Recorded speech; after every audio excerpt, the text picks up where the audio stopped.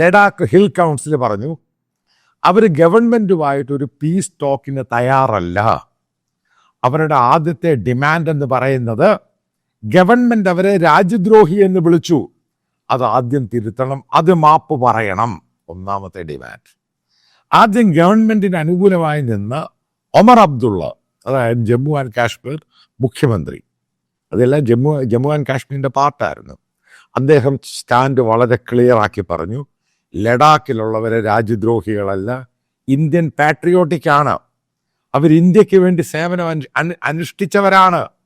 BJPക്ക് pro handlers ആയിട്ടുള്ള military officers retired അവരൊന്നടങ്കം പറഞ്ഞു, അല്ല, അവർ രാജ്യദ്രോഹികളല്ല. സോണം വാങ്ചുക് വളരെ എഡ്യൂക്കേറ്റഡ് ആണ്, ഇന്ത്യയെ സ്നേഹിക്കുന്നയാളാണ്. അവിടെ ഇന്ത്യക്ക് അനുകൂലമായിട്ടുള്ള വികാരം ഉണ്ടാക്കിയതിൽ സോണം വാങ്ചുക്കിൻ്റെ കോൺട്രിബ്യൂഷൻ ഒരിക്കലും വിസ്മരിക്കരുത്. നേരെ തിരിച്ചു BJPക്കാർ ഉൾപ്പെടെ. ഇതിൽ ഞാൻ പറഞ്ഞത് ഈ മോദിയുടെയും BJPയുടെയും ഇവരുടെയൊക്കെ ഡോമിനേഷൻ സോഷ്യൽ മീഡിയയിൽ എത്രമാത്രമാണ് ബാക്ക്ലാഷ് ഉണ്ടാക്കുന്നതിൻ്റെ കാര്യം എന്താ?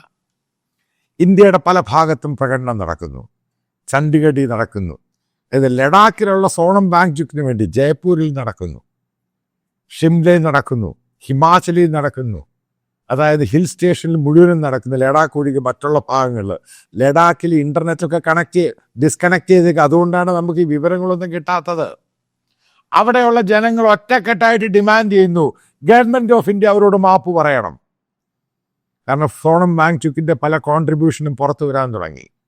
നിങ്ങൾക്കറിയാം, അവിടെ അതിശൈത്യമാണ് ഡിസംബർ ജാനുവരി മാസങ്ങളിൽ.